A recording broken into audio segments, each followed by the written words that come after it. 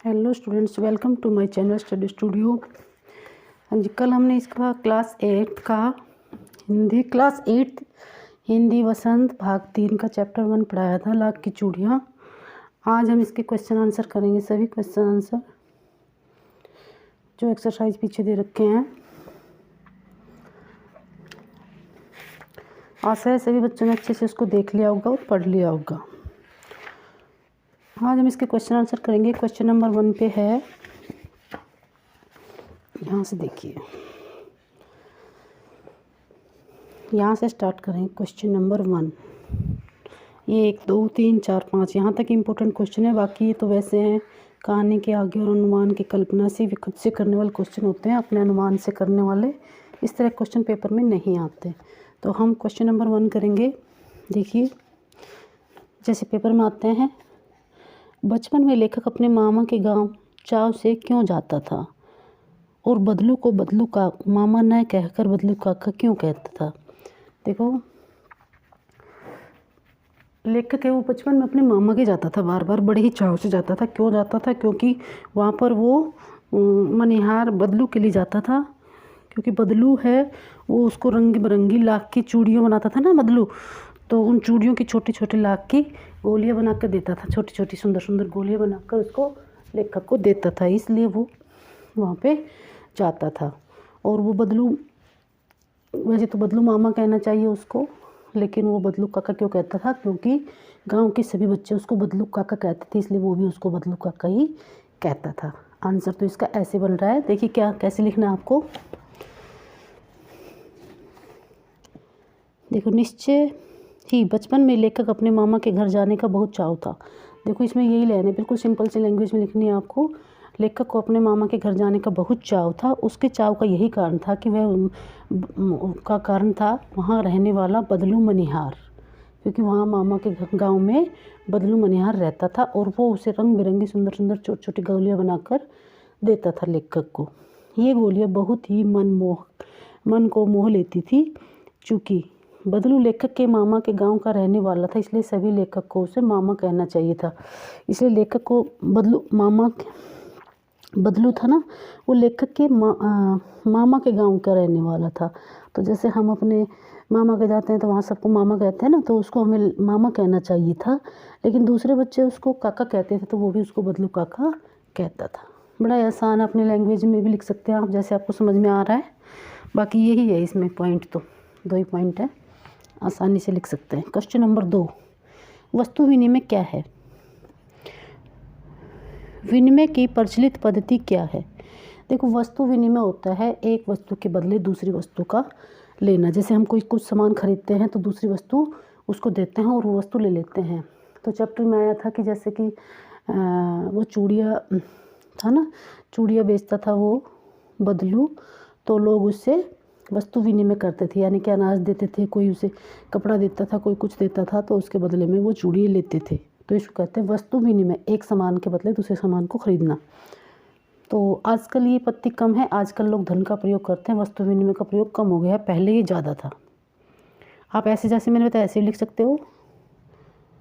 और वस्तु विनिमय का अर्थ है एक वस्तु के बदले दूसरी वस्तु देना, अर्थात इस पद्धति में वस्तु को पैसे देकर नहीं खरीदा जाता, बल्कि वस्तु के बदले वस्तु दी जाती है। सेम वही बात है ना, एक वस्तु के बदले दूसरी वस्तु दी जाती है।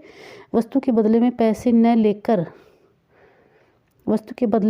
न लेकर वस्तु को स्वीकार करने की पद्धति को वस्तु विनिमय कहा जाता है। यानी कि पैसे नहीं लेकर वस्तु के बदले वस्तु ही लेना वस्तु विनिमय कहलाती है। परंतु वर्तमान समाज में पूरी तरह बदल चुका है। आजकल वस्तु विनिमय की पद्धति लगभग समाप्त हो चुकी है और अब बाजार में सामान खरीदने के लिए धन की जरूरत पड़ती है। यानी कि बाजार सामान के बदले सामान नहीं लेते, बल्कि धन देते हैं, यानी कि पैसे से सामान खरीदा जाता है ना। ठीक है। क्वेश्चन नंबर 3, मशीनी युग ने कितने हाथ काट दिए? इस पंक्ति में लेखक ने किस व्यवस्था की ओर संकेत किया है? देखो, इसमें क्या कहा है कि जो मशीनी युग आई है उसमें लघु उद्योग, जो लोग अपने घरों में काम करते थे, छोटे छोटे उद्योग करते थे, अपने घर का खर्चा चलाते थे और अपने घर का पालन पोषण करते थे, घर का निर्वाह करते थे। जो मशीनें आई हैं वो उस मशीनों ने एक जो 20 आदमी 100 आदमी एक काम धीरे धीरे अपने काम को करते थे, वो मशीनों ने एक मशीन वो काम कर देती है। यानी कि बहुत सारे लोगों का काम छिन गया है, क्योंकि उनमें मशीनों में बहुत साफ काम होता है और बहुत ही ज़्यादा मटेरियल तैयार किए जाते हैं। तो मशीनों ने बहुत से हाथ काट दिया था, बहुत से लोगों को बेरोजगार कर दिया है। ये है इसमें। तो आप कैसे लिखेंगे? इस पंक्ति में लेखक ने इस व्यवस्था की ओर संकेत किया है कि मशीनी, आप यहाँ से लिख सकते हो, मशीनी युग के आगमन के साथ लघु उद्योग समाप्त हो गए हैं।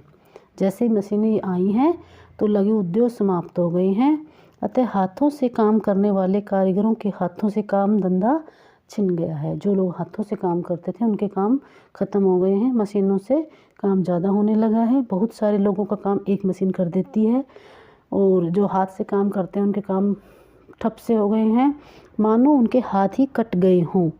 एक मशीन सैकड़ों कारीगरों का काम कम समय में कर देती है। क्या करते हैं? एक मशीन सैकड़ों कारीगरों का काम बहुत जल्दी कर देती थोड़े समय में, जिससे कारीगर बेरोजगार हो गए हैं। ठीक है, इसमें कुछ खास नहीं लिखना, आपको ये लिखना है मशीनी युग के आने से क्या हुआ है, लघु उद्योग समाप्त हो गए हैं और लोगों का काम धंधा ख़त्म हो गया है, उनके हाथ कट गए हैं, वो बेरोजगार गए हैं। एक मशीन का सैकड़ों कारीगरों काम कर देते हैं, जिससे कारोबार ना, जिससे कारीगर बेरोजगार हो गए। ऐसे लिखना है आपको। ठीक है, आ गया होगा। बड़े ही आसान क्वेश्चन है, बिल्कुल ईजी लैंग्वेज में। नेक्स्ट है, बदलू के मन में ऐसी कौन सी व्यवस्था थी जो लेखक से छिपी न रह सकी? देखो, बदलू क्या सोच रहा था जो लेखक ने उसको भांप लिया, ये बताना है। ऐसी कौन सी व्यवस्था थी?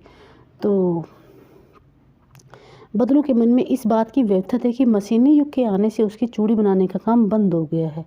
जब वो बाद में 10 साल बाद उससे मिलने आया तो उसके मन में ये थी कि मशीनी युग आने से वो सोच रहा था, वो बताना नहीं चाह रहा था कि मशीनी युग के आने से उसकी चूड़ी बनाने का काम ख़त्म हो गया है, बंद हो गया है और वह बेरोजगार हो गया है। ठीक है, उसकी आमदनी का साधन समाप्त हो गया है, ये उसके अंदर व्यवस्था थी, दुख था। वह बेरोजगारी और अपेक्षा का शिकार हो गया है। आप अपेक्षा याद नहीं रहता तो आप ऐसे लिख सकते, वह बेरोजगारी का शिकार हो गया है। ठीक है, अब लोग उसकी कारीगरी का सम्मान नहीं करते। पहले तो बहुत सम्मान करते थे, जब मशीनों का युग नहीं था तो बहुत लोग उसके काम का सम्मान करते थे, सभी लोग उसी के हाथ की बनाई चूड़ियाँ पहनते थे। लेकिन जैसे ही मशीनें आई उसके काम उसका छिन गया है और लोग कांच की चूड़ियाँ पहनने लगे हैं और वह बेरोजगार हो गया है, मतलब बेरोजगार हो गया है। वे दिखावटी चमक और अधिक ध्यान, मतलब लोग थे आजकल कांच की चूड़ियों में दिखावटी चमक में अधिक आकर्षित हो गए हैं। लोग मशीन से द्वारा बनी हुई चूड़ियों को ही अधिक पसंद करते हैं, मेरे हाथ की बनी हुई चूड़ियों को पसंद नहीं करते। ये उसकी व्यवस्था थी बदलू की। ठीक है, ऐसे लिखना है आपको।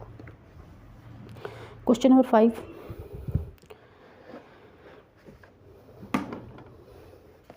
देखिए,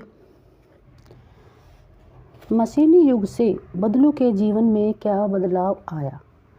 देखो, बदलू लाख की चूड़ियाँ बनाने का काम करता था, तो क्या क्या हुआ, वही बार बार वही बातें रिपीट करनी है आपको घुमा फिरा के। सबसे पहले उसके मशीनी युग से क्या बदलाव आया है, सबसे पहले क्या करना है, बदलू क्या था, लाख की चूड़ियाँ बनाता था। उसके हाथ से बनी चूड़ियाँ उसके गांव में ही नहीं अपितु दूर दूर के गांव में भी लोग उससे खरीदते थे। उसकी चूड़ियों का बहुत ही अधिक लोग प्रशंसा करते थे, लोग बहुत खुश होते थे। वो बहुत अच्छी चूड़ियाँ बनाता था और वो बहुत अच्छा कारीगर था। मतलब जो आपको लाइनें ध्यान में आए वो लिख सकते हो। परंतु मशीनी युग से ने बदलू के जीवन को बहुत बदलाव आया। मशीन पर बनी कांच की चूड़ियाँ अधिक चमकदार होती हैं। स्त्रियाँ भी उन चूड़ियों को पसंद करने लगी। जैसे ही मशीनी युग आया तो लोग उन चूड़ियों को ज़्यादा पसंद करने लगे। इस युग आया तो उसका मनिहार का जो चूड़ी का काम था वो बंद हो गया। सारे जो हाथों से काम करने थे वो ख़त्म हो गए और मशीनें काम करने लगी। वह बेरोजगार हो गया। काम न करने के कारण उसका शरीर क्या हो गया, डल हो गया। ये बातें ज़रूर दिखाने हैं। जैसे आप काम करते रहो तो आपका शरीर ठीक रहता है, अगर काम नहीं करोगे बैठ जाओगे तो आपका शरीर क्या हो जाएगा, डल हो जाएगा। तो डल हो गया और उसके माथे की और हाथों की नसें उभर आई, ऊपर दिखने लगी। साथ ही उसे फसली खांसी भी लग गई थी। ऐसी दशा में हर समय प्रसन्न रहने वाला व्यक्ति बदलू निराश रहने लगा। ये लास्ट वाली लाइन बड़ी इंपॉर्टेंट है, ये दोनों ये लिखना।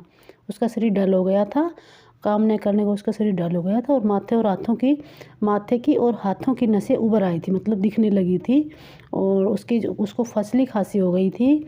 और ऐसी दशा में हर समय प्रसन्न रहने वाला बदलू निराश रहने लगा था। बस इतना ही है। और इनमें एक क्वेश्चन ये बनता है थोड़ा इम्पोर्टेंट, बाकी तो नहीं है, कि लाख की वस्तुओं का निर्माण भारत के किन किन राज्यों में होता है। लाख की चूड़ियों के अतिरिक्त क्या क्या चीज़ें बनती हैं। तो लाख की वस्तुओं का निर्माण ज़्यादातर भारत के राजस्थान में जयपुर नगर में सबसे अधिक होता है। सबसे अधिक लाख का प्रयोग राजस्थान में होता है, जयपुर में। और लाख से बहुत सी वस्तुओं का निर्माण किया जाता है, उससे खिलौने बनाए जाते हैं और उससे सुंदर सुंदर आभूषण भी बनाए जाते हैं। ठीक है। और बाकी अपने अनुमान के प्रश्न है, कल्पना के प्रश्न है, जैसे कि घर में मेहमान के आने पर कैसे आते थे, कर ये सब अपने आप अपनी मर्जी से लिखने होते हैं। बाकी क्वेश्चन पेपर में इस तरह के क्वेश्चन नहीं आते। अब हम इसके छोटे क्वेश्चन करेंगे 1 MCQ टाइप। और जैसा कि मैंने बार बार बताया है कि आप उन पर टिक करते जाना कितने क्वेश्चन आपको आते हैं, और उससे आपको आइडिया लग जाएगा कि चैप्टर आपको कितना समझ में आया है।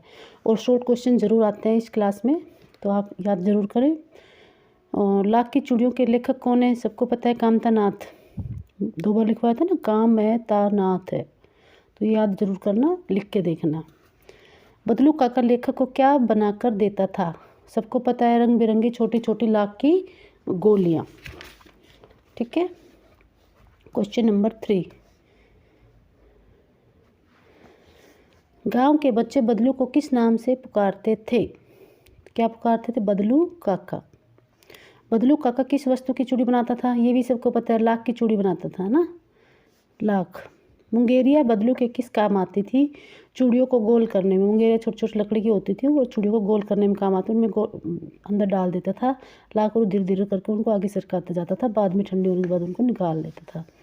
बदलू बेलन पर चूड़ियाँ चढ़ाकर उसे किस दृष्टि में से देखता था, वो ऐसे देखता था, चूड़ियाँ उसमें चढ़ाकर ऐसे देखता था जैसे बेलन में नववधू की बाजू की भांति, जैसे नई दुल्हन है उसके नववधू की बाजू हो। ठीक है, बेलन को वो ऐसे समझता था, नववधू की बाजू की भांति उसको देखता था। बदलू चूड़ियों के बदले में लोगों से क्या लेता था, अनाज लेता था। चूड़ियों के बदले में क्या लेता था, अनाज लेता था। बदलू को किससे अधिक चिढ़ थी, कांच की चूड़ियों से। और बदलू के अनुसार कहाँ की औरतें मर्द का हाथ पकड़कर सड़कों पर घूमती हैं, शहर की औरतें। शहर की औरतें और नगर की औरतें, जो भी दिखे आपको ऑप्शन में वो डालना है। बदलू काका लेखक की खातिर कैसे करता था, यानी कि जब वो लेखक आता था तो उसकी खातिरदारी कैसे करता था। गाय के दूध की मलाई देता था और आम भी देता था, ना कि मिठाई, मेवे, बढ़िया पकवान, गाय के दूध की मलाई। तो जो इनको आपको ऑप्शन में आम मिले या गाय के दूध की, तो वो ठीक है। नेक्स्ट है, लेखक एक लंबी अवधि तक मामा के गांव में क्यों नहीं गया था, क्योंकि उसके पापा का ट्रांसफ़र हो गया था। तो पिता की बदली दूर हो जाने के कारण वो बहुत दिनों तक मामा के घर नहीं गया था। लेखक ने बदलू काका को अपना नाम क्या बताया था। लेखक ने बदलू काका को अपना नाम क्या बताया था, जनार्द नाम बताया था ना। वो कई 8-10 साल के बाद गया था, वो पहचान नहीं पाया तो उसने बोला जनार्द। जब लेखक बदलू काका से लंबी अवधि के बाद मिलने गया तो वह किस बीमारी से पीड़ित था। कौन, बदलू काका किस बीमारी से पीड़ित था, बदली खांसी हो रही थी उसको। और बदलू काका की बेटी क्या नाम था, रज्जू। ये बड़ा इंपॉर्टेंट क्वेश्चन है, मोस्टली आता है, रज्जू। बदलू ने अपनी गाय क्यों बेच दी थी, क्योंकि उसके पास चारा के लिए पैसे नहीं थे। काम बंद होने के कारण वह बीमार था, उसने दूध देना बंद कर दिया था। और गाय की संभाल भली भांति से न होने के कारण, तो काम बंद होने के कारण उसके पास इतना पैसा नहीं था कि वो गाय को चारा खिला सके, इसलिए उसने गाय को बेच दिया था। रज्जू ने जो चूड़ियों का जोड़ा पहना हुआ था वह किसके लिए बनाया गया था, जमींदार की बेटी की शादी के लिए बनाया था, लेकिन उसको उचित पैसे नहीं दिए तो उसने उसको नहीं दिया था। बदलू ने उसको नहीं दिया था और उसकी बेटी ने जमींदार की बेटी का जो जोड़ा था वो पहना हुआ था, वो उसका आखिरी जोड़ा था। ये क्वेश्चन बनता है, ये उसका आखिरी जोड़ा था बदलू का बनाया हुआ। बदलू कौन से वृक्ष के नीचे बैठकर काम करता था, नीम के पेड़ के नीचे। किसके पेड़ के नीचे, नीम के पेड़ के नीचे। ठीक है, इसके सभी क्वेश्चन हो गए हैं। अच्छा, आशा है ऐसे भी बच्चों को अच्छे से समझ में आ गए होंगे। अगर आपको वीडियो अच्छी लग रही है तो लाइक एंड सब्सक्राइब कीजिए। और हम इनके चैप्टरों को कंटिन्यू करेंगे। 8th क्लास के 13 चैप्टर है, सारे इसके करेंगे, फिर इसके क्वेश्चन आंसर, और फिर 9th 10th ऐसे कंटिन्यू क्लासें करेंगे। सभी बड़े आसानी से उसको देख सकते हैं। सभी वीडियो कंटिन्यू आएंगी। अगर आपको अच्छी लग रही है तो लाइक एंड सब्सक्राइब कीजिए। Thank you very much.